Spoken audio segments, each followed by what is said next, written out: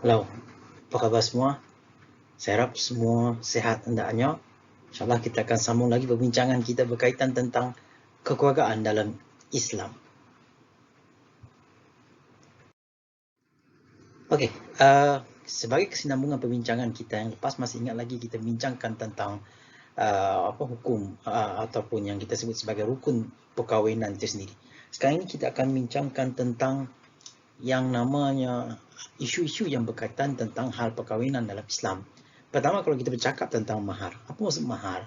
Dan apa perbezaannya dengan hantaran? Kadang-kadang orang salah faham. Mahar itu hantaran, hantaran itu mahar. Jadi sebenarnya tidak sama. Apa maksud mahar? Mahar ialah pemberian barang yang bernilai dari suami kepada isteri. Dan hukumnya adalah wajib. Contoh kalau kes di Sarawak, iaitu dia membayar mahar ataupun mas kahwin itu sebanyak RM120. Dan mahar ini kalau setiap negeri dia berbeza di antara satu sama lain. Dan hukumnya adalah wajib. Hukumnya adalah wajib. Dia tak boleh kata orang tak apa kita dah jadi suami isteri tak bayar-bayar. Tak boleh. Dia mesti bayar. Dan berbeza dengan hantaran. Hantaran ni sebenarnya dia pemberian harus. Tapi kerana tuntutan adat, contohnya pemberian hantaran daripada seorang bakal suami kepada bakal isterinya, contohnya hantaran sebanyak RM20,000, RM10,000, RM30,000, itu adat semata-mata. Kalau konteks dalam negara Malaysia ni, sama juga dengan negara dekat luar, hantaran iaitu pemberian perbelanjaan dapur lah kiranya untuk kepada bakal isteri dia nanti. Ini tuntutan adat semata-mata, dan pemberian itu boleh diberi ataupun kalau sekiranya isteri tidak berhajat, maka tidak dituntut untuk memberi, kerana dia sifatnya hukumnya adalah harus mata-mata. Okey, kemudian yang ketiga yang disebut sebagai walimatul urush. Apa yang maksudkan sebagai walimatul urush? Walimatul urush ini adalah majlis perkahwinan tersebut. Majlis meraihkan pasangan pengantin yang mana baru diakad nikahkan. Okey, hukumnya adalah sunnah semata-mata. Dan sebenarnya dituntut untuk buat secara sederhana dan jangan wujudnya pembaziran ketika mana majlis walimatul urush ini. Okey. Kemudian yang keempat, kita nak bincangkan jenis perkahwinan itu sendiri.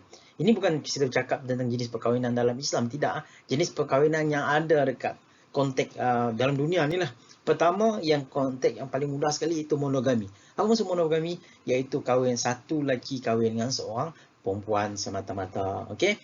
Yang kedua, lawan daripada monogami iaitu poligami, yang mana lelaki itu berkahwin lebih daripada seorang wanita. Dalam Islam dia hanya membenarkan 4 sesuai dengan firman Allah Subhanahu wa taala, fankihu ma tabalukum minan nisa'i masna wa thulatha wa ruba' fa in khiftu 'ala ta'dilu fawahidatan. Nikahkan di kalangan kamu, di kalangan wanita 2, 3 ataupun 4. Jika kamu tidak berlaku adil, maka kahwinlah satu. Maka tuntutan poligami ini hanya dibenarkan sebagai 4. Ini memenuhi tuntutan fitrah seorang yang bernama lelaki. Kemudian yang ketiga yang disebut sebagai polyandry. Polyandry ini pula tidaklah berlaku dalam agama samawi, iaitu agama Islam, Yahudi dan juga Kristian. Ketiga-tiga agama ini menolak. Okey, dia hanya ada agama adat sahaja, iaitu di Afrika dan juga di daerah dataran Tibet. Apa dia? Perkahwinan yang mana perempuan ini kahwin lebih daripada seorang suami. Tetapi ingat, suami itu mestilah adik-beradik di antara satu sama lain. Ini yang uniknya, perkahwinan polyandry ini. Agama-agama lain yang seperti agama Islam, Kristian dan juga Yahudi tidak mengiktiraf perkahwinan polyandry ini. Okey, kalau kita bercakap tentang perkahwinan sejenis, ini adalah perkahwinan yang tidak diiktiraf oleh mana-mana agama, kecuali ada sebilangan negara memperakui perkahwinan itu secara pendaftaran semata-mata. Tetapi dalam konteks agama tidak membenarkan sama sekali. Semua agama tidak mengiktiraf perkahwinan sejenis ini. Okey. Kemudian kita bercakap tentang hukum perkahwinan. Hukum perkahwinan dalam Islam ada 5. Pertama, dimulai dengan hukumnya harus. Apa maksud harus? iaitu siapa-siapa saja nak kahwin. Dalam konteks dalam kita ni, sebagai seorang lelaki ke sebagai seorang perempuan, kedua-duanya harus memerlukan di antara satu sama lain. Bila memerlukan di antara satu sama lain dalam keadaan contohnya cinta, kasih sayang, seks dan sebagainya, maka memerlukan satu institusi yang mengikat hubungan tersebut, maka ia disebut sebagai perkahwinan. Yang kedua yang disebut sebagai sunnah. Kenapa disebut sebagai sunnah? Kenapa? Nabi Muhammad iaitu menggalakkan umatnya berkahwin. Berkahwin. Karena dia menggalakkan umatnya itu berkahwin. Maka perbuatan ataupun permintaan, perkataan yang dilontarkan oleh Nabi Muhammad ini, maka dia dikatakan sebagai sunnah, ikutan kepada Nabi Muhammad itu sendiri. Kemudian yang dikatakan sebagai jatuh kepada wajib. Kenapa wajib? Kerana dia sudah berkemampuan dari segi material, kemampuan seksnya tinggi dan segala-galanya dah ada. Maka dalam konteks di situ, maka hukum bagi dia sebagai seorang lelaki atau perempuan, maka hukumnya adalah wajib untuk dia berkahwin. Okey, yang keempat pula yang disebut sebagai makruh. Apa dia kata makruh? Makruh ini iaitu tidak ditegah dalam konteks dia, maknanya dia tidak digalakkan untuk kahwin kerana mendatangkan kemudaratan. Contohlah pelajar sekarang ini, dia kata nak kahwin tapi tidak ada duit. Kahwinannya tetap sah, tetapi hukum perkahwinan yang tersebut dianggap sebagai makruh. Dia sah tetapi tidak digalakkan. Kenapa? Akan mendatangkan kemudaratan jika sekiranya dia berkahwin. Yang kelima iaitu hukumnya haram. Kenapa haram? Kerana mendatangkan kemudaratan yang fatal kepada pasangan. Sama ada pasangan lelaki atau pasangan perempuan. Contohnya, pasangan itu mengidap penyakit HIV. Maka ditegak untuk pasangan itu berkahwin kerana akan mendatangkan kemudaratan dari segi penyakit dan boleh mendatangkan kematian sekiranya terjangkit dengan jangkitan kuman HIV AIDS itu sendiri. Okey. Kita beralih kepada bercakap tentang kewajipan. Kita bercakap tentang kewajipan suami, kewajipan isteri, kewajipan anak. Okey, pertama kita akan fokus lebih dulu kewajipan dan hak suami. Okey, pertama kalau kita bercakap tentang kewajipan suami iaitu memberi nafkah. Kepada siapa? Iaitu kepada isteri dan juga anak. Okey. Yang kedua, istimta' dengan isteri. Apa maksud istimta' dengan isteri? Iaitu bergaul, bersetubuh dengan isteri. Itu memang kewajipan sebagai seorang suami dan isteri bagi memenuhi naluri fitrah seorang lelaki maupun seorang perempuan. Yang ketiga, kewajipan memberi pendidikan kepada siapa? Kepada isteri dan juga anak. Ini memang wajib. Okey. Kemudian yang keempat, memberi atau mendapat layanan yang baik dari pasangan masing-masing. Panggilan yang bagus, panggilan yang mesra, panggilan yang manja dan sebagainya. Yang seterusnya, setiap perkahwinan akan menginginkan iaitu yang dikatakan zuriat.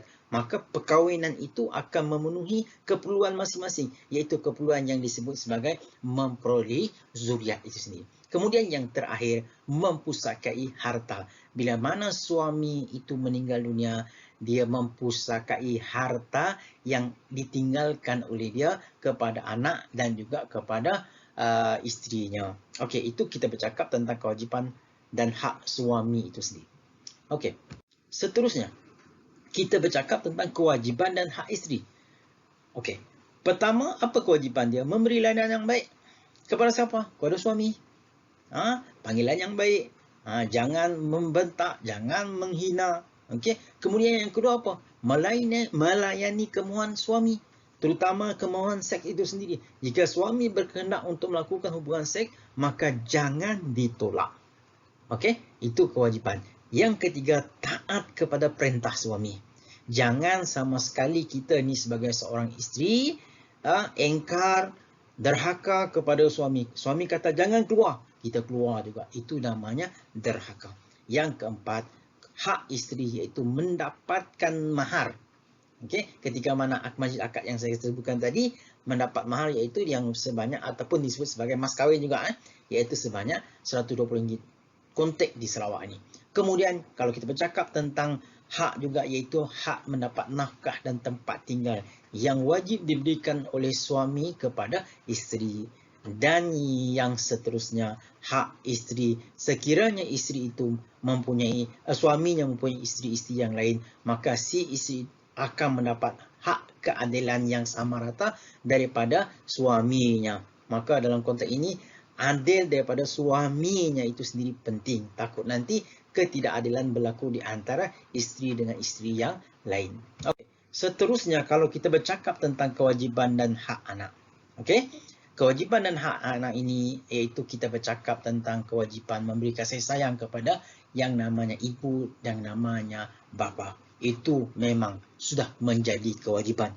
Jangan kita menderhaka kepada yang namanya ibu, yang namanya ayah. Sebab mereka yang telah membesarkan kita, mereka yang telah memberi kasih sayang, kemanjaan kepada kita. Tidak layak kita menderhaka. Wajib kita melontarkan kasih sayang kita kepada ibu dan bapa kita. Panggillah ibu dengan panggilan yang baik dan mesra. Panggillah nama ayah dengan panggilan yang baik dan mesra. Agar timbul antara satu sama lain kasih sayang yang cukup luar biasa di antara satu sama lain. Kemudian jaga kehormatan, jaga keaiban keluarga kita itu sendiri. Baik keaiban ayah maupun keaiban ibu. Dan jaga keaiban rumah tangga yang kita duduk sekarang ini sebagai seorang anak. Jangan membuka keaiban itu kepada orang lain. Kemudian yang seterusnya, mendoakan ibu bapa. Jika sekiranya ibu bapa dalam keadaan yang sakit, doakan kebaikan kesehatan mereka. Jika ibu bapa sudah meninggal dunia, tolong doakan mereka di tempat yang baik di sisi Tuhan. Okay? Kemudian yang keempat, hak anak iaitu mendapatkan nafkah, iaitu perbelanjaan harian, okay?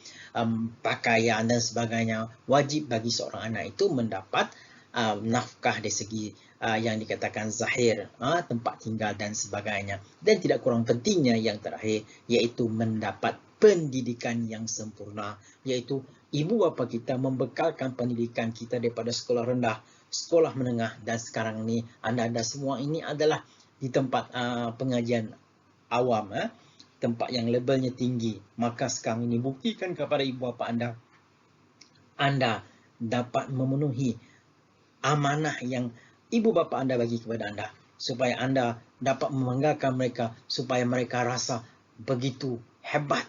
Kenapa? Mempunyai anak yang seperti anda sekarang ini. Saya rasa cukup itu saja dulu untuk pertemuan kita kali ini.